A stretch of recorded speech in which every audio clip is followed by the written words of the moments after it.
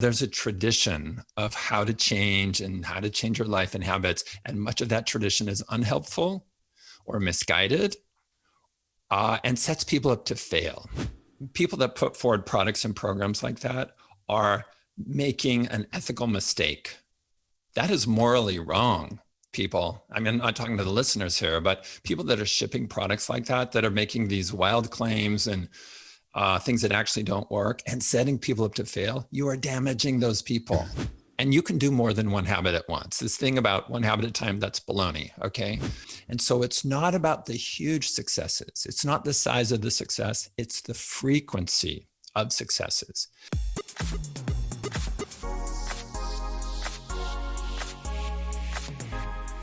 All right, welcome everybody to selfprinciple.org. That's Sleep, Exercise, Love, and Food. It's a 501c3 nonprofit that I started with the mission of trying to help people live their best life. But of all of the shows I've done, today is probably the one episode that is really near and dear to my heart. That is the one that traces back to the origin of my own career. And in the current position that I have in this large organization that I work for, 12 years ago, I was asked to work on weight management programs. And when we started that journey, what was really interesting was everything was not focused around here's the latest medication. It wasn't focused around how do we get more patients into bariatric surgery. We focused everything we do on this concept of behavioral change.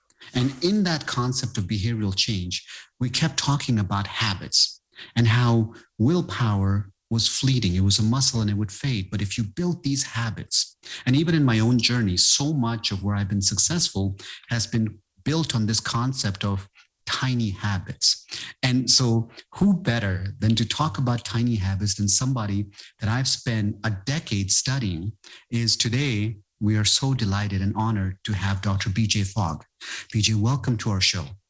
I am delighted to be here, Sean. Thank you for inviting me. Oh, absolutely. You know, I'm such a fan and admirer of the work you do. And I just want you to know how big of an impact your work is having.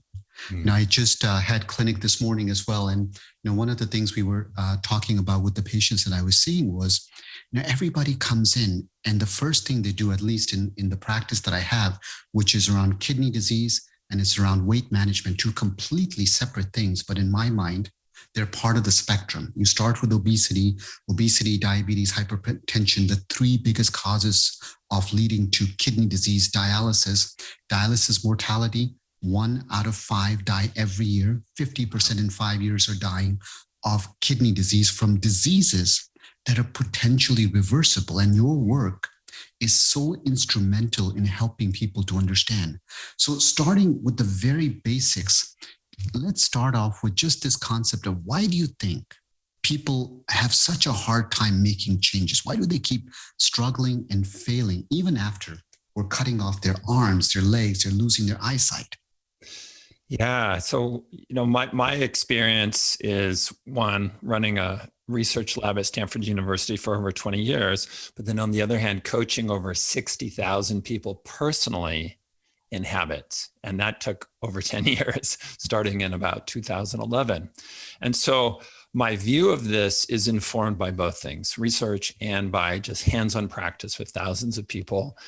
And there are a few systematic problems that crop up. Number one, people often think that change is hard and habits are hard. And that's not necessarily true. It can be easy, but people have tried it before in some way, and it has been hard if you do it the wrong, if you don't use the best method. So that's one. Number two, that there's a tradition of how to change and how to change your life and habits, and much of that tradition is unhelpful or misguided and sets people up to fail.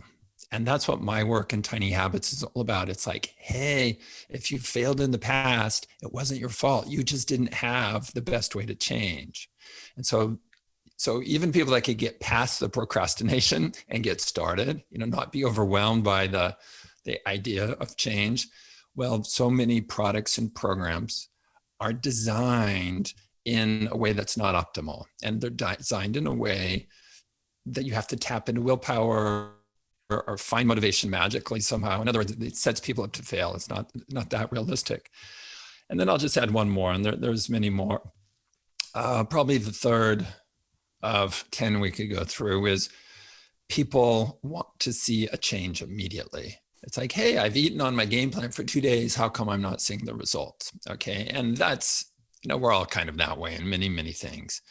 And there's no magical fix for that other than helping people understand it's a process. And your progress won't be every day and it won't be steady, just like learning other things, learning to walk, learning to play a musical instrument, learning to drive. It's hard and intimidating at first, and you'll make mistakes. But as you keep going and get more skilled, you can walk, you can speak a language, you can drive very efficiently. And that's how to think about creating habits and behavior change. It's a skill like driving. At the beginning, it might seem overwhelming, it might seem scary, but now, most of us who have driven for years, we don't even think twice about it. We just go to point A to point B. And that's how behavior change can be. And that's what my work is all about, is teaching people those methods.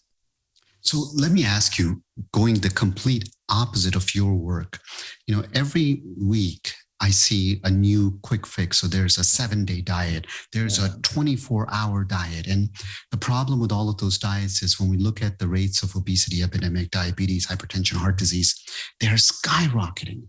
And for somebody like me who sees not just patients who are overweight or obese trying to lose weight, but the end products of those where literally they keep going down this rabbit hole. What is the problem with doing these really quick fixes? I'm going to go ahead and start this new diet for 14 weeks. And, I say this jokingly, but at the same time, there's going to be so many people who watch this who then are going to see a commercial literally for the complete opposite of what we want them to get out of this.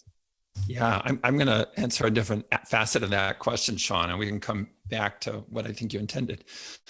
When I see things like that, I think people that put forward products and programs like that are making an ethical mistake.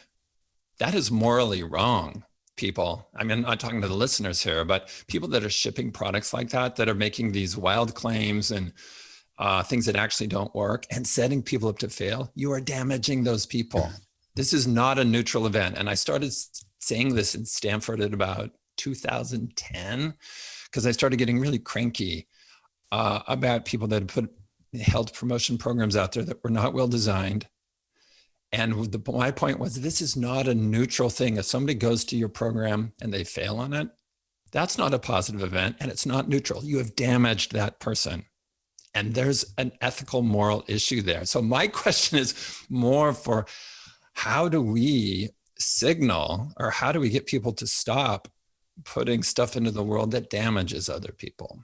Okay, so that's the side that I think we need to do more work on somehow. However, that kind of stuff's going to happen because it makes money, it gets attention, and people are, we look for the shortest path from point A to point B.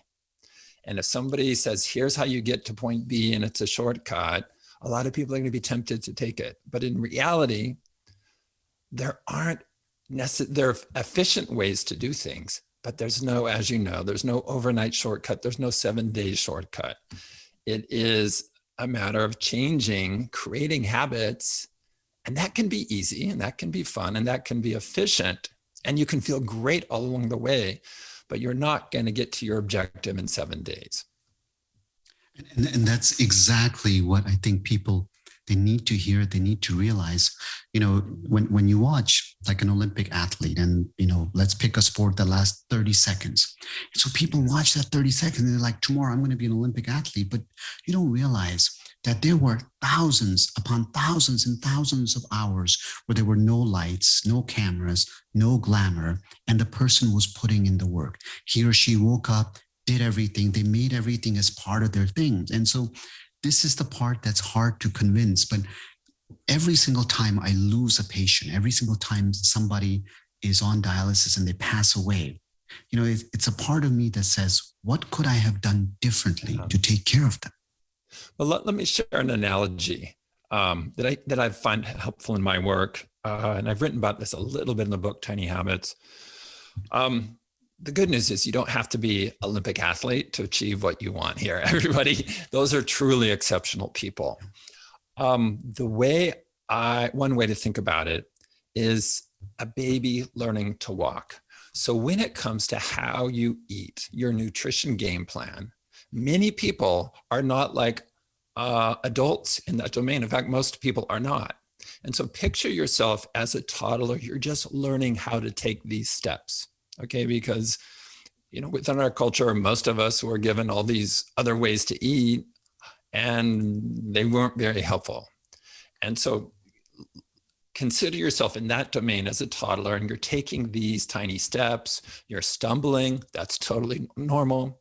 Notice you don't get mad at a baby when it stumbles. You don't tell the baby to give up when it stumbles. You just get up and keep going, and you will get better, just like a baby gets better at walking. And then you'll be able to walk, and then you'll be able to walk faster, and then you'll be able to run. And then pretty soon you won't even think about it. It will be so natural. That's how to think about your weight loss journey or your health journey, and give compassion to yourself, just like you would to a toddler that's learning to walk, and understand you're going to get there if you get up and keep going, just like a baby gets up and keeps going. And give yourself credit for every tiny success, just like parents cheer their babies for every single step they make. And when you stumble, don't get mad at yourself and don't blame yourself. We don't blame a baby for taking a little tumble. We just understand that's normal and natural, and you'll learn from it. Use that exact kind of thinking as you're looking at your health challenges and the behavior change journey ahead of you, which you will get better at and you will succeed at as long as you get up and keep going.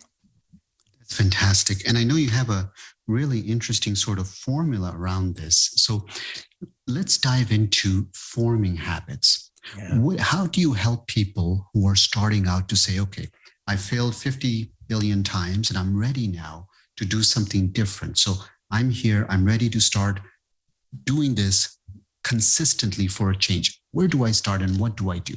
Yeah. Well, first of all, find habits that you want to do that will help you achieve what you want. So if weight loss is the objective, find habits that will actually help you do that and ones that you want. Okay. So let's say you don't want to walk on the Stairmaster for an hour a day. I mean, who wants that? Don't try to make that a habit. Find an exercise that you want to do. Find foods and snacks that you actually like that will help you on the weight loss journey and so on. So first and foremost, and I call this the matching challenge. You're matching yourself with behaviors or habits. I'm using those as synonyms. Behaviors and habits, same thing. They're not quite the same thing, but for simplicity right now, we'll talk about it that way. And bring into your life habits that you want. Now, snacking, for example. If you don't like kale, don't make snacking on kale your habit. There's so many options out there of healthy snacking choices, healthy exercise choices, great ways to get sleep, to decompress, to deal with stress, and so on. So first and foremost, select habits that you want. Then make it really easy to do. So after you match yourself, and you can do more than one habit at once. This thing about one habit at a time, that's baloney, okay? We're creating habits all the time, whether we know it or not. You can do more than one. I suggest 3 as you're learning the skills of habit formation, because you learn more by doing 3 at once. So find them that you want, and then make the habit super tiny, super easy to do. And there's various ways to do that, but make it so easy to do that even when you're not feeling motivated, even when you're in a rush, or even when you're like sick, you can still do that habit. And Sean, I'm going to use an example outside of health because I think it might be clear, maybe not so emotionally charged with issues and frustrations around weight loss. And so let's talk about tidiness. So let's say you want to have a tidier house. Well, that's a wonderful aspiration. But pick the part of the house that you want to work on more. Like if you don't really care that much about the garage, but you care a lot about the kitchen, then focus on the kitchen. That's what you want more than the garage. But then scale it back, not the entire kitchen. In the Tiny Habits way, you would just pick tidy one thing not the entire kitchen. So you scale it back. So it's so easy that even if you're sick or tired and in a rush, you can still tidy up one thing. Take a glass, put it in the dishwasher. Take a paper towel on the counter, put it in the recycling bin, etc. Once you've scaled it back and you've made it really tiny, and there's various ways of making it tiny and easy, and I won't unpack all of that, but there's a systematic approach for that in the book, Tiny Habits. There's step by step. Here's how you make it tiny and easy. Then you find, where does this new habit fit naturally in my life? And with Tiny Habits, you look for, what does it come after? And so in the kitchen scenario, let's say you always start the coffee maker in the morning. That might be an ideal spot to insert your tidiness habit. So then the recipe in Tiny Habits, we call it a recipe, becomes, after I start the coffee maker, I will tidy one thing in the kitchen. Bam, so easy. So you just build we call that anchoring. You anchor this new habit onto something that's solid and stable in your life. So boom, you just start the coffee maker, you tidy one thing. If you want to tidy more, you can, but you don't have to. All right. So don't force yourself. If you want to do more, like, oh, I put away the salad dressing. Oh, good for me. Oh, what else? Oh, I'm going to, move the forks from the drying rack into the drawer. Great. Good for me. What else?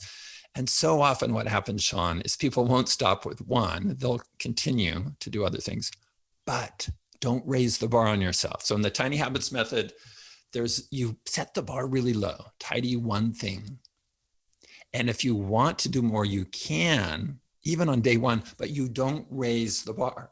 It's not like I tidy one thing and then two things and then three things. And no, you don't raise the bar, because eventually you will max out.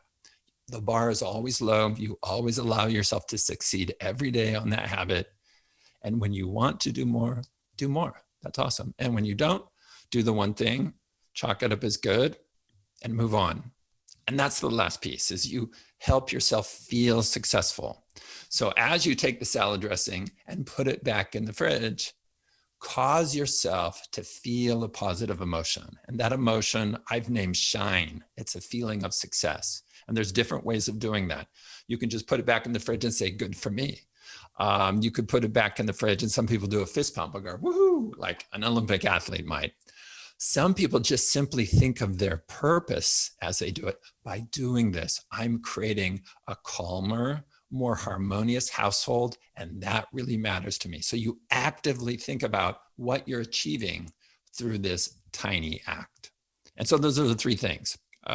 Really four. Pick the habits you want, make it tiny, find where it fits. What does it come after? And then you wire in the habit. You reinforce that behavior by helping yourself feel successful. And those are the hacks that have come together for the first time. And I call it the Tiny Habits method. That's awesome. I think when my wife watches this, she's going to absolutely love this. And she'll be like, oh my God, that is so amazing. And guess what you're doing next? So I have hiding the kitchen. I have a feeling our kitchen is going to look spotless, and I'm going to have lots of habits. Do you know what's great about that though, Sean? I mean, two things. One, you're doing it as a household. I mean, maybe we'll talk about this later. That is so important for things like tidiness, nutrition, sleep, media use. You change together. Number two, what's great about that is, well, I'll stop there. I think we'll get to this in other questions. But I will say this. Let me just, the other thing that's great about that is, by practicing habit formation using tidiness as the domain, not weight loss or nutrition or resisting cookies, where you have all this baggage, emotional baggage, you can create the skills of habit formation in other domains like creativity, tidiness, relationships, gardening. And those skills will transfer back to some of these areas that have been more challenging to you in your life. And then on top of that, walking into a tidy kitchen feels awesome. Walking into a tidy office feels awesome. Getting yourself into a car that's tidy makes you feel awesome. So it's not an accident. I just picked tidiness. It is one of those areas that's easy to make progress in. Usually we don't have a lot of emotional baggage that holds us back. And then every time we get in the car or walk into the kitchen and it looks tidy, it makes you feel kind of awesome. I think the beauty of what you're describing is people have so much emotional baggage that they carry around these topics of food. And it's not even the food they eat, it's trying to compensate for something else that's there, whether they feel lonely. But I love this idea. And as much as I jokingly talk about cleaning, picking something like that, it almost seems like you rebuild the wins in your column instead of always having the losses. Yes, and that's what you're doing. And that, in some ways, it's a radical shift from traditional approaches to behavior change, as you know. Traditional approach would be set a goal, make a public commitment, keep yourself motivated, track yourself every day. None of those things is a requirement, everybody. If they help you feel successful, do it. But if they make you feel unsuccessful, like if tracking something daily and you see all your gaps and that ultimately helps you feel unsuccessful, stop it. Okay. What you want to do is build, and I call it success momentum. Create new habits and arrange your life in a way that you feel successful throughout the day. And they do not, and this is kind of still amazes me. And this is what I saw 10 years ago when teaching people tiny habits at the beginning. And I just seen it ever since then. The size of the success doesn't matter that much. You tidy up one thing, allow yourself to feel successful, and that positive feeling seems to ripple out to other aspects of your life. And so it's not about the huge successes. It's not the size of the success. It's the frequency of successes. So the way to think about one way to think about it is baby steps, but done quickly. Not go for the big thing and then you're going to be happy. No, find ways to feel shine, feel successful as often as you can, because ultimately it's emotions that drive our behavior. And yes, you can wire in habits through emotion, through self-reinforcement, but those positive emotions also have other positive effects on our lives, the people around us, your spouse, your kids, your workmates, and you're changing the emotional landscape, not just of you, but of your social groups and your home and your workplace. And that makes everything so much easier in your life, especially when you then start working on nutrition-based kinds of changes.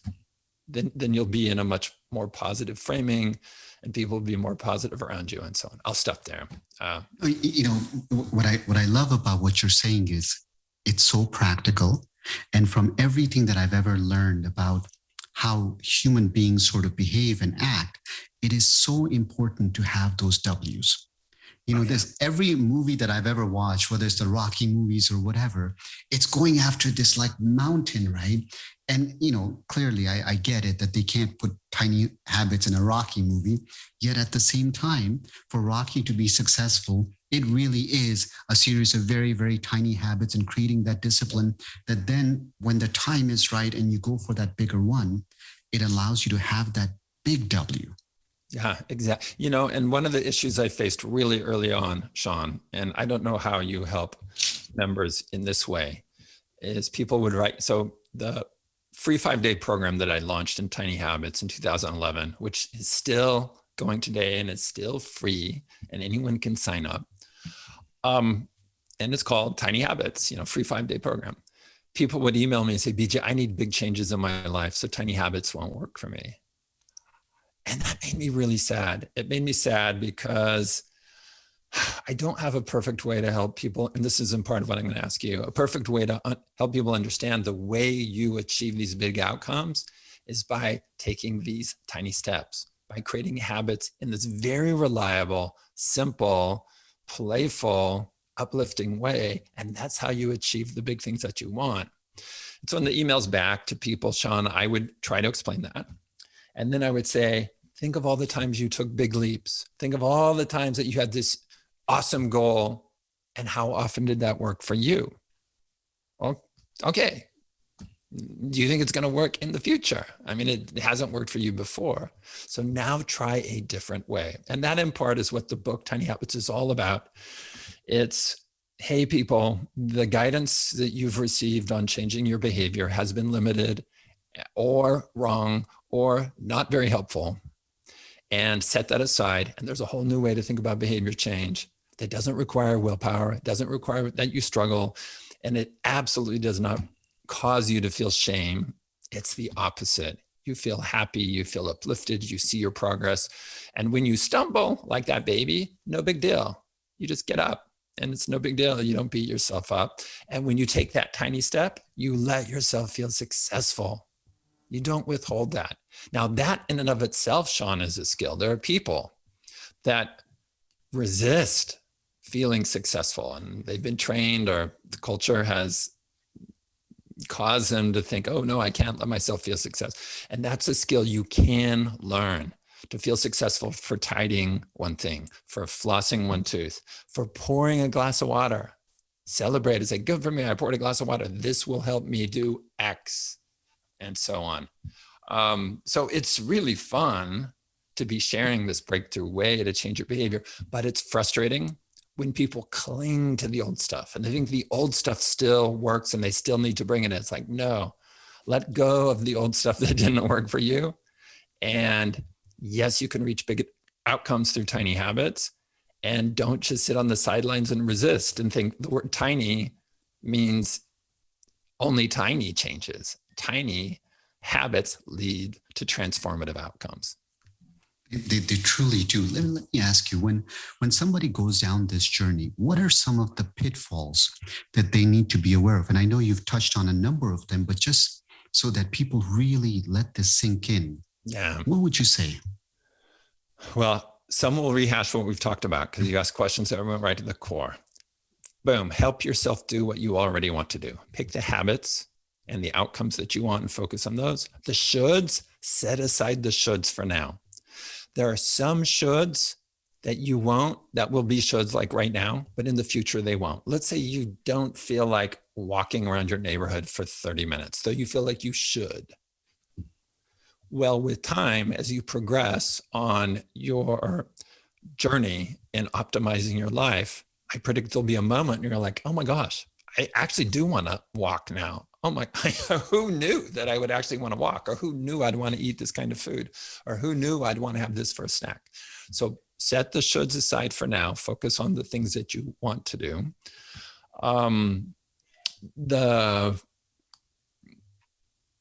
Sean, remind me of the question. I went too deep on that. So you can. It's really the pitfalls. And I think, one of those things, at least that I see a lot, and you stressed on this, and it's worth repeating, is this idea of starting small.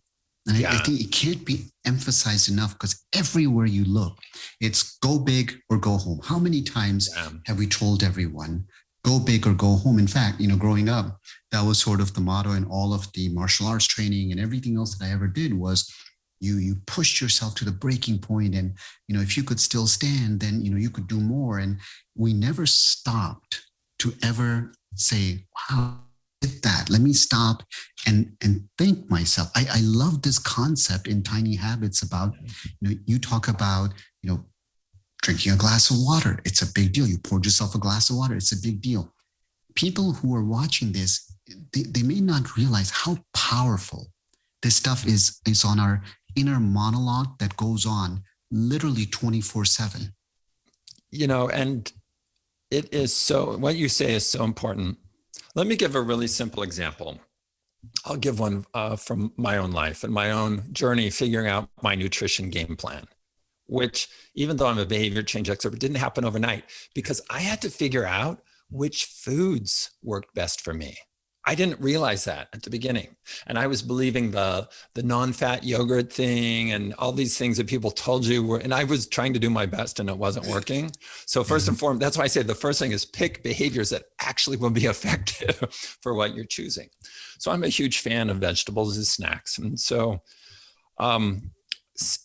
prepare some cauliflower or cut up some carrots. And I like cutting up carrots so they're like little chips and have them ready to go. And even if that seems like, oh, that's not going to work for me, try it once, maybe twice. Put them in the fridge, have them ready to go. And when you feel that kind of snacky feeling, pull out the cauliflower ready to go with the carrots ready to go and try it. Just try it and see how it goes. And if you like it, keep going. But notice I'm not saying pull out the cauliflower, unwrap it, wash it, slice it. No, prepare it, have it ready to go. So in that moment, when you have the urge, I mean, this is what the prepackaged food companies have done. All you have to do is open up the chip thing and there it is. Make it as easy to do a healthy snack as what those unhealthy snacks are doing. And even if you think, it's not going to work, give it a shot. Try it for 1, 2, 3 days. And as you eat that little carrot chip, it makes a nice little crunch. Think of how it's helping you achieve what you want to achieve. Say, good for me. If you're the kind of person that can raise your hand and say, awesome, do that. Just recognize that by doing that even one time, you're taking a step forward. And that step can lead to another and another. And it's funny you mentioned about the food industry. What I would say is they have probably studied your work more so than most of the lay people have, because think about how many things that we have developed as habits around junk food. They didn't make you say, you're going to eat 10 bags of chips today all at once and that's it. They convinced you to have all of these things in rhythm. And now we are completely habitual. We don't even realize when we're eating the food that we're eating because it's so automatic. Yeah. Well, I'm going to name names here, and you may want to cut this out. It was, 10 years ago, I don't know, a long time ago, that Frito-Lay invited me to come keynote to all their product makers and marketing people. And I was like, I don't think so, right? Because I'm not going to work for soda companies. I'm not going to work for candy companies. I don't think I'm going to work for Frito-Lay. And they said, no, BJ, we're creating healthy snacks. That's what we're doing. Come talk to us because we're creating healthy snacks. And they persuaded me they were creating healthy snacks. So I go to this event and it was massive. They rented out an entire hotel, all the rooms, everything was devoted to this Frito-Lay event. And it was fascinating. Sean, they had a room, one of the breakout rooms, the whole wall was filled with candy. And they had another breakout room, the whole wall was filled with salty snacks. And this is why I think you might want to cut it. What I saw was the culture. There was a culture of indulgence. It's like, oh man, here's all this, eat this. And it was, and they call themselves a flavor company. And yes, they study flavors very, very carefully and flavor combinations and so on. And after I saw the general attitude of the company, that was really about, we're going to help people indulge in ways that create these urges and tap into satiating the urges that don't really satiate the urges, they just create more. And they're unapologetic about it. I went home and I was like, no, I'm not going to ever do anything for Frito-Lay again. I'm going to be even tougher on other people inviting me to do stuff to help them, or because, yeah, I got a little hoodwinked on that one, I have to admit it. But I got an inside scoop, an inside view of how they think and talk about what they're doing. And they as individuals are good people. I want to say the individuals working there are good people, and they're just kind of doing their jobs so they can pay their mortgage and get ready to send their kids to college. They're just like all of us, but they're within a system that can create carefully through research, flavors and products that people will want and people will crave.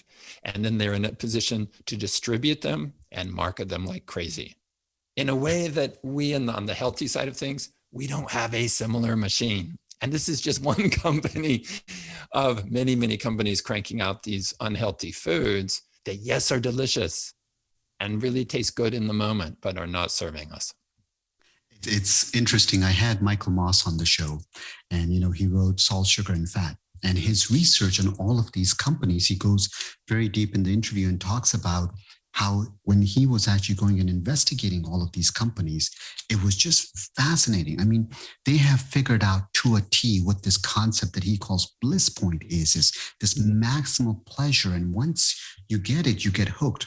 In our field, this is why we get concerned about artificial sweeteners so much. Yeah. It's because when you have something that's 200 to 26,000 times sweeter than sugar, after that, you eat a strawberry or a raspberry, whatever, pick your fruit, it just doesn't taste as sweet. You have been exposed to this, and it's like a drug addict that's always chasing that first high for the rest of their life. That's the same concept here. But that's precisely why when we talk about forming habits, it's so critical to be able to have that for the long run. So let me ask you about your book. What sort of inspired you? Because you've been doing talks and lectures. What inspired you to write the book Tiny Habits? And tell us a little bit about what's in there. Yeah. I'm going to give away something in the last chapter of the book, but this is the answer to your question. So yes, I started teaching Tiny Habits in a free 5-day program week after week after week in 2011, measured the results at the end of every week, iterated, improved it. So it was just ongoing, thousands of people a year, and it was working. And I didn't think I was going to write a book on it, but it was working, and I was helping people, and I'd get all these great emails and feedback. And then pretty soon people started asking for a book, and I was like, I'm not ready, or I'm still doing stuff. But then one night, in fact, I had a dream that I was in a plane going to speak somewhere. It probably wasn't at a Frito-Lay conference, but I was at a keynote somewhere. And then the plane had problems. It was going to crash. And I fully believed I was going to die during the dream. And my reaction to thinking, oh, I'm going to just die in 30 seconds or 3 minutes or whatever it takes for a plane to crash, wasn't fear. It wasn't panic.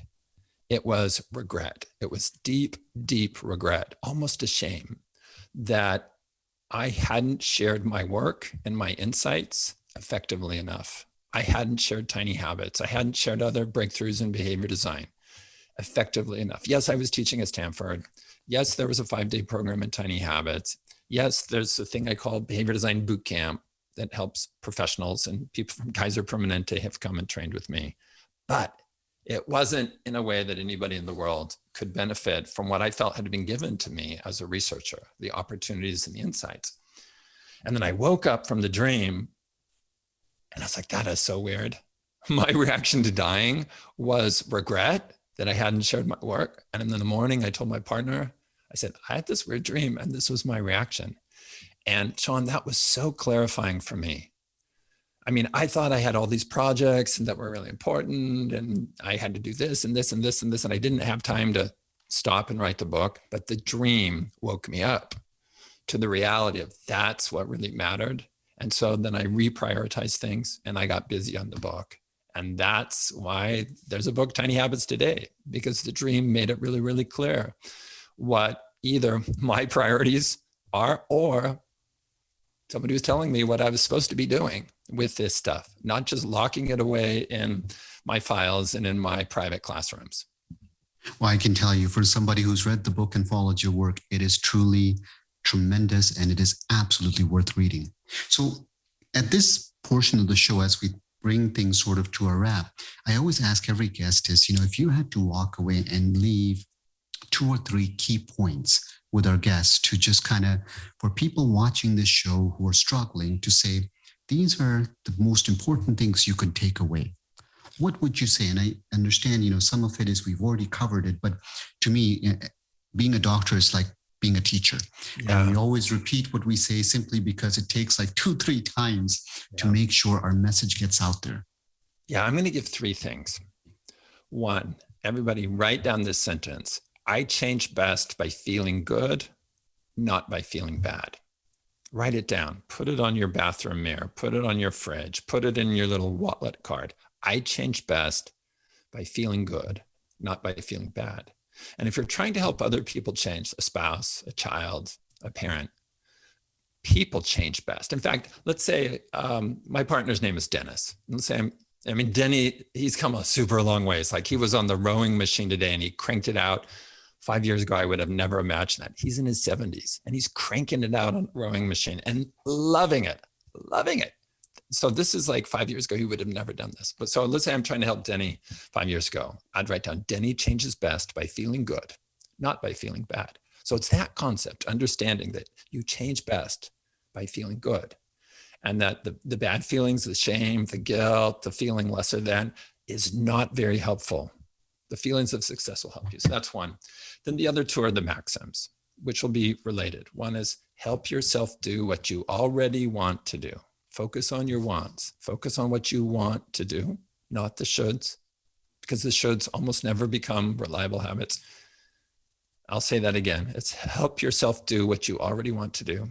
And the second maxim is help yourself feel successful. That's 4 words. Help yourself feel successful. Now, you help yourself feel successful when you lower the bar and you scale back the habit so it's tiny. You help yourself feel successful when you prepare something in advance, like snacks that are really easy to pull out of the fridge and eat, that are healthy snacks.